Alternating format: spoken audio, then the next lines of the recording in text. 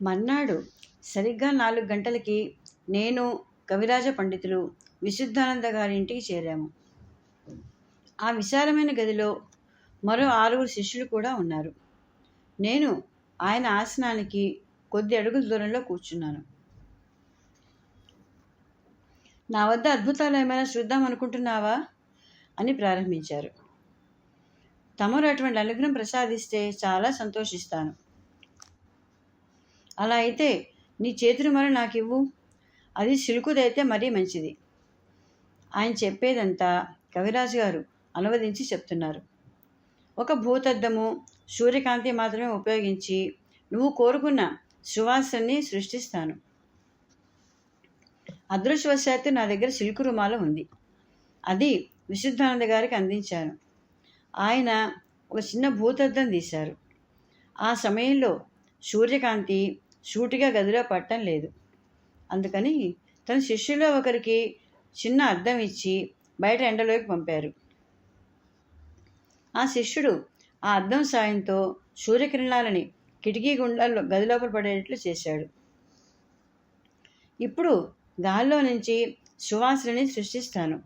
నువ్వు ఏ సువాసన కావాలి అని అడిగారు. మల్లెపూల సువాసనని సృష్టించగలరా అన్నాను. నా చేతురుమాలని ఎడం చేతిలో ఉంచుకొని కుడి చేతిలోని భూతద్దంతో 2 సెకండ్లు సూర్యకాంతి ఆ రుమాల మీద పడేటట్లు చేసి తర్వాత నా రుమాలు నాకు ఇచ్చారు.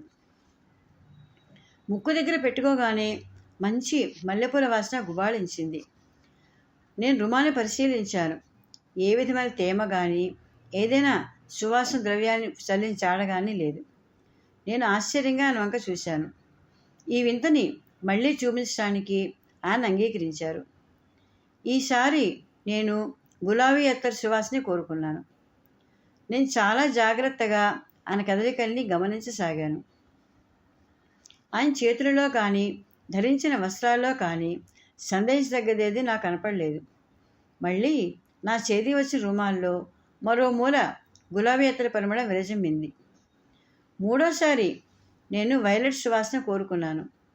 ఈసారి కూడా జయప్రదంగా నేను కోరిన సువాసన రుమాల్లోకి వచ్చింది. ఇదంతా చేసిన తర్వాత కూడా విశుద్ధానంద గారి ముఖం నిర్వికారంగా ఉంది, కానీ ఏదో ఘనకార్యం సాధించిన భావం లేశమైనా లేదు. ఇదంతా ఏదో రోజు జరిగే కార్యక్రమంలాగానే ఆయన భావిస్తున్నారు. ఈసారి సువాసన నేను చెప్తాను. ఒక్క టిబెట్లో మాత్రమే పుష్పించే ఒక ప్రత్యేక పుష్పవాసన తెప్పిస్తాను అకస్మాత్తుగా అన్నారు ఆయన. నా రుమాలలో 4వ మూల సూర్యకాంతి భూతద్దం ద్వారా పడేట్లు చేసి నాకు ఇచ్చారు. 4వ సువాసన సృష్టించబడింది, కానీ అది ఏ పుష్పానిదో నేను గుర్తించలేకపోయినాను. ఇదంతా ఒక అద్భుతమే. సంభ్రమంతో నేను ఆ రుమాలు జేబులో దాచుకున్నాను. ఈ రకరకాల సుగంధాలు ఆయన తన వస్త్రాలు దాచుకున్నాడా? అలా ఎన్ని రకాలు దాచగలడు? ఎందుకంటే నేనే సువాసన కోరుకుంటానో అని ఊహించలేదు కదా. ఆయన తన చేతులతో తన వస్త్రాన్ని తాగటం కూడా జరగలేదు. నాతో పాటు ఆయన చుట్టూ బాగా చదువుకొని బాధ్యతాయుతమైన పదవుల్లో ఉన్న శిష్యులు 6 ఉన్నారు. ఆయన చేతిలోని భూతద్దం తీసుకుని పరిశీలించాను. అది సాదాసీదా భూతద్దమే, కానీ ఏమీ ప్రత్యేకత లేదు. హిప్నాటిజం ద్వారా ఇది సాధ్యమైందా అని తెలుసుకోవడానికి నా బసకి వెళ్ళిన వెంటనే నా రుమాలని ఇతరులెవరికైనా వాసన చూపించాలని నిర్ణయించుకున్నాను. విశుద్ధానంద గారు మరో ప్రత్యేకమైన సామాన్యంగా చేయని అద్భుతం ఒకటి చేసి చూపిస్తానన్నారు. అయితే ఆ అద్భుతం చేయడానికి తీక్ష్ణమైన సూర్యకాంతి కావాలి. అప్పటికే సాయంకాలం అయింది. కాబట్టి మరుసటి రోజు మిట్ట మధ్యాహ్నం వేళ వస్తే చనిపోయిన జీవికి తాత్కాలికంగా ప్రాణం పోసే అద్భుతం చూపిస్తానన్నారు. మన్నాడు మళ్ళీ విశుద్ధానంద గారి ఇంటికి వెళ్ళాము. ఏదైనా చిన్న జీవికి మాత్రమే ప్రాణం పోసి చూపించగలనని, సాధారణంగా ఏదైనా పక్షిపై ఈ ప్రయోగం చేస్తానని చెప్పారు ఆయన. ఒక పిచ్చుకొని పట్టుకొని గొంతు నిలిమేసి అది చనిపోయిందని రూఢి కావటానికి సుమారు 1 గంట సేపు మా ముందు ఉంచారు. అచేతనమైన కళ్ళతో వీసుకుపోయిన దేహంతో ఉన్న ఆ పిచ్చుకలో ప్రాణమున సూచనలు ఏవీ కనపడటం లేదు. ఆయన తన భూతద్దం తీసుకొని దాని ద్వారా సూర్యకాంతిని ఆ పక్షి కంటిలో పడేట్లు చేశారు. కొద్ది నిమిషాలు తదేకంగా ఆ పక్షి వైపే చూస్తూ ఉన్న ఆయన ఒక్కసారి నాకు అర్థం కాని భాషలో ఏదో మంత్రాన్ని ఉచ్చరించారు. మెల్లిగా ఆ పక్షి శరీరం మెల్లిగలు తిరగసాగింది. ఇదివరకు ఒకసారి అవసరం దశలో ఉన్న ఓ కుక్క బాధతో మెలికలు వెళ్ళడం చూసిన అనుభవం గుర్తుకొచ్చింది. ఆ పిచ్చుక రెక్కలలో కొద్దిగా కదలిక వచ్చింది. కొద్ది నిమిషాల్లోనే ఆ పిచ్చుక తన కాళ్ళపై నిలబడి అటు ఇటు నేలపై గంతులు వేయసాగింది. మరణించిన ప్రాణి మా కళ్ళ ముందే జీవం పోసుకున్నదన్నమాట. తరువాత ఆ పక్షి గాల్లోకి ఎగిరి సూర్యుడికి ఈ చివరి నుంచి ఆ చివరి వరకు తిరగసాగింది. నాకు ఇదంతా నమ్మశక్యంగా లేదు. నన్ను నేను తడిమి చూసుకొని నా చుట్టూ ఉన్న మనుష్యులు నా ముందు జరుగుతున్నదంతా నిజమేనని, భ్రమ కాదని రూఢి చేసుకున్నాను. ఇందులో మరో ఆశ్చర్యం, ఒక అరగంట అలా రెక్కలు కొట్టుకుంటూ ఎగిరిన ఆ పిచ్చుక ఒక్కసారిగా గాల్లో నుంచి మా పాదాల దగ్గర వచ్చి పడింది. ఇప్పుడు దాని శరీరంలో కదలిక, జీవం రెండూ లేవు. మీరు దాని జీవితాన్ని మరి కాసేపు పెంచగలరా? ఆయన అడిగాను. మీకు ఇప్పటికి ఇంతవరకే చూపించగలను, ఒకంత అయిష్టంగా జవాబు ఇచ్చారు ఆయన. గురువుగారు భవిష్యత్తులో ఇంతకంటే అద్భుత ప్రయోగాలు చూపించవచ్చని, ఆయన్ని ఒక వీధి ప్రదర్శకుడిగా భావించి అన్నీ ఒకేసారి అడగవద్దని కవిరాజు గారు హితవు పలికారు. ఇప్పటి వరకు చూసిందే నాకు తృప్తి కలిగించింది. ఆయన మీరిన శక్తుల గురించి వినగానే ఆసక్తి అధికమైంది.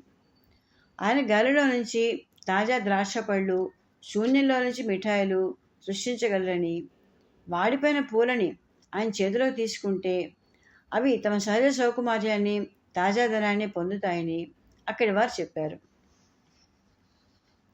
ఈ అద్భుతాల వెనుక ఉన్న అదృశ్య శక్తి ఏమిటి? ఏదైనా సమాధానం సూచనప్రాయంగానైనా వస్తుందేమోనని చాలా ప్రయత్నించాను. అయితే ఈ అద్భుత మాంత్రికుడి మస్తిష్కంలో దాగిన ఆ రహస్యం తనకు అత్యంత ఆప్తులకు కూడా ఆయన ఇంతవరకు వెల్లడి చేయలేదని తెలిసింది. తాను బెంగాల్లో జన్మించాలని చెప్పారు ఆయన. ఆయన 13 ఏళ్లప్పుడు ఏదో విషపురు కుట్టిందిట. దాని ప్రభావంతో పరిస్థితి విషమించి ఆయన బతకడని నిశ్చయించుకొని వాళ్ళమ్మ ఆ బాలుని గంగాల దగ్గర తీసుకెళ్ళిందట. శోకతప్తులైన కుటుంబ సభ్యులు ఆ బాలుడిని నదిలోకి తీసుకెళ్ళి ముంచడానికి ప్రయత్నిస్తే ఆశ్చర్యకరంగా ఆ బాలుడి శరీరం చుట్టూ నీటి మట్టం తగ్గిపోయిందిట. ఆ బాలుని పైకి తెస్తే అంత ఎత్తు వరకు మళ్ళీ నీటి మట్టం పెరిగిందిట. 2-3 సార్లు ప్రయత్నించినా ఇలాగే జరిగి ఆ బాలుడి మరణాన్ని గంగానది తిరస్కరించింది. ఒడ్డున కూర్చొని ఇదంతా గమనిస్తున్న ఒక యోగి కల్పించుకొని ఆ బాలుడు జీవిస్తాడని, చాలా అదృష్టవంతుడు, గొప్ప యోగి అవుతాడని చెప్పాట. ఆ యోగి ఏదో ఆకుపసరి తీసి విషపురు కుట్టిన చోట పిండి వెళ్ళిపోయినాట. దాంతో ఆ బాలుడు పూర్తిగా స్వస్థత పొందాడు. అయితే ఆలోపే ఆ బాలుడి ఆలోచనలు, వ్యక్తిత్వము పూర్తిగా మారిపోయినాయి. మిగతా పిల్లల్లాగా ఇంటి పట్టున ఉండకుండా దేశమంతా పర్యటించడానికి, యోగిగా మారటానికి ముచ్చలు చూపించడం ప్రారంభించాడు. కొన్ని సంవత్సరాల తర్వాత తన తల్లి అనుమతితో తనకు తగిన గురువుగారి అన్వేషణలో ఇల్లు వదిలి బయలుదేరాడు. ఆ అన్వేషణలో హిమాలయ ప్రాంతంలోని టిబెట్ చేరుకున్నాడు. యోగతత్వాన్ని గ్రహించి స్వయంగా అనుభవించిన గురువుల సేవ ద్వారానే తాను కూడా యోగి కాగలనన్న నిశ్చయంతో ఆ ప్రాంతంలోని గుహలలో ఏకాంత ధ్యానంలో ఉన్న కొందరు యోగులని దర్శించాడు. కానీ తన అన్వేషణ పూర్తి కాకుండానే నిరాశతో తిరిగి స్వగృహం చేరుకున్నాడు. మరికొన్ని సంవత్సరాలు గడిచినాయి. కానీ ఆయనలో తృష్ణ తగ్గలేదు. మరోసారి హిమాలయ ప్రాంతానికి చేరి దక్షిణ టిబెట్లో తిరుగుతూ ఉన్నప్పుడు తాను ఎన్నాళ్ళుగానో ఎదుగుతున్న గురువుగారి దర్శనం లభించింది.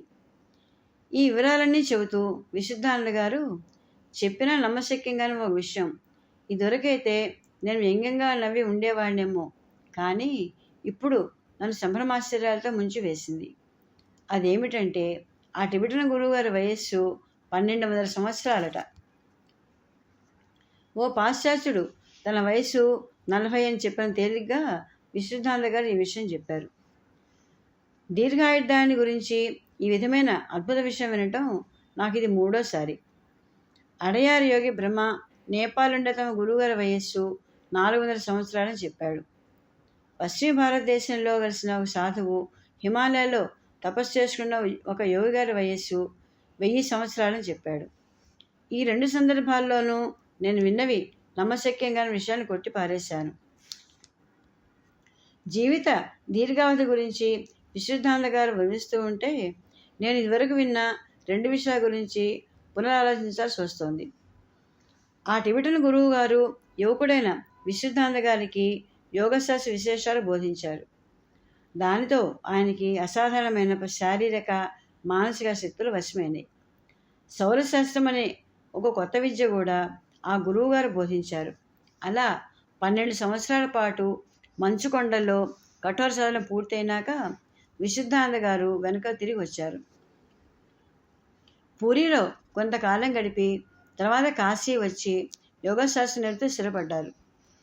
ఆయన శిష్యులంతా సమాజంలో ఉన్నత వర్గానికి చెందిన సంపన్నులైన వ్యాపారులు, భూస్వాములు, ఉన్నతోద్యోగులు మాత్రమే. నా అంచనా సరైందో కాదో చెప్పలేను, కానీ ఆయన సామాన్య జనాన్ని ఆరాధించాలనిపించింది. నాకు చూపిన అద్భుతాలు ఎలా చేశారని ఆయన ప్రశ్నించాను. నీకు చూపింది యోగశాస్త్ర పరిజ్ఞానం కాదు, అది సౌరశాస్త్ర ప్రయోగ ఫలితం. యోగశాస్త్రంలో యోగి సంకల్ప బలానికి, మనోనిశ్చయానికి ఎక్కువ ప్రాముఖ్యం ఉంటుంది. అయితే సౌరశాస్త్ర పరిజ్ఞానానికి ఈ లక్షణాలు అవసరం లేదు. సౌరశాస్త్రం అనేది కొన్ని గొప్ప రహస్యాల సమాహారం. మీ పాశ్చాత్య భౌతికశాస్త్ర పఠనంలాగానే ఈ సౌరశాస్త్రాన్ని పఠించవచ్చు. అంటే ఈ సౌరశాస్త్రం విద్యుత్తు, అయస్కాంత ధర్మాలకు చెందిన మీ ప్రయోగాలకు దగ్గరగా ఉంటుందన్నమాట అని కవిరాజు గారు వ్యాఖ్యానించారు. నాకేమీ అర్థం కాలేదని నా ముఖ కవళికను బట్టి గ్రహించిన విశుద్ధానంద గారు ఇలా వివరించారు. మనం మాట్లాడుకుంటున్న ఈ సౌరశాస్త్రం కొత్త విషయమేమీ కాదు. ప్రాచీన కాలం నుంచి భారతీయ ఋషులకు తెలిసిన విషయమే. అయితే ఎవరో కొద్ది మందిని తప్పిస్తే భారతదేశం ఈ అమూల్య విజ్ఞాన సంపదను కోల్పోయిందని చెప్పవచ్చు. సూర్యకిరణాలలో ప్రాణశక్తి ఉంటుంది. అది ఆకాశ సంబంధమైన ఒక సూక్ష్మ శక్తి.